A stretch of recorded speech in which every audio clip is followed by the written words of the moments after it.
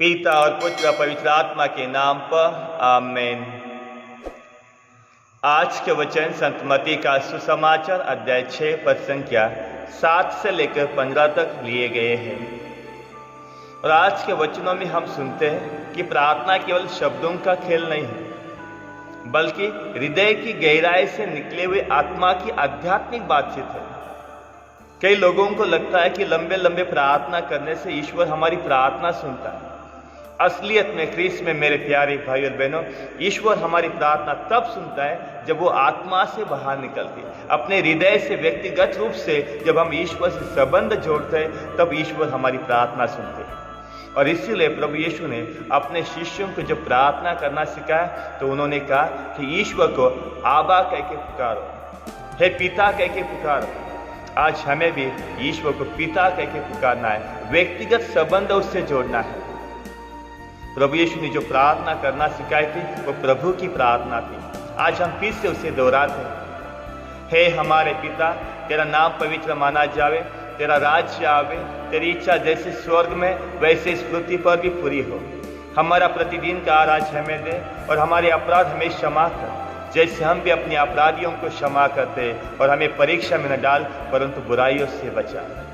इस प्रार्थना में प्रभु यीशु ने सबसे पहला स्थान ईश्वर को दिया था, उसके राज्य को दिया था, उसके नाम को दिया था और उसके इच्छा को दिया था। आज हमारे जीवन में भी ईश्वर के राज्य की स्थापना करना है।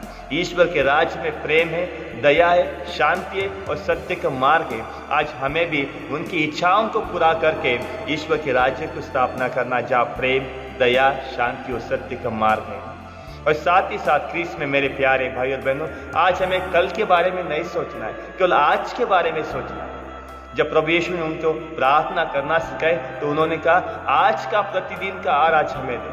आज हमें आज जो भी जरूरत है उसके लिए ईश्वर से मांगना है, ना कल के बारे में, क्योंकि कल किसी को पता नहीं है। और इसलिए ख्रीस्त में मेरे प्यारे भाई और बहनों, आज के बारे में सोचिए, कल की चिंता ना करें। और साथ ही साथ आज हमें प्रभु यीशु क्षमा करने के लिए बुलाते हैं, क्षमा देने के लिए। जब हम अपने अपराधों के लिए क्षमा मांगते हैं तो सबसे पहले दूसरों के अपराधों को क्षमा करना प्रभु यीशु हमें सिखाते हैं। और साथ ही साथ इन प्रलोभन से भी हमें दूर रहना है, शैतान के प्रलोभनों से जो हमें ईश्वर से दूर लेके जाता है। और इसके लिए हमें हर दिन प्रार्थना करना है। ईश्वर की कृपा हमें चाहिए अगर हमें शैतानों के प्रलोभन से दूर रहना है।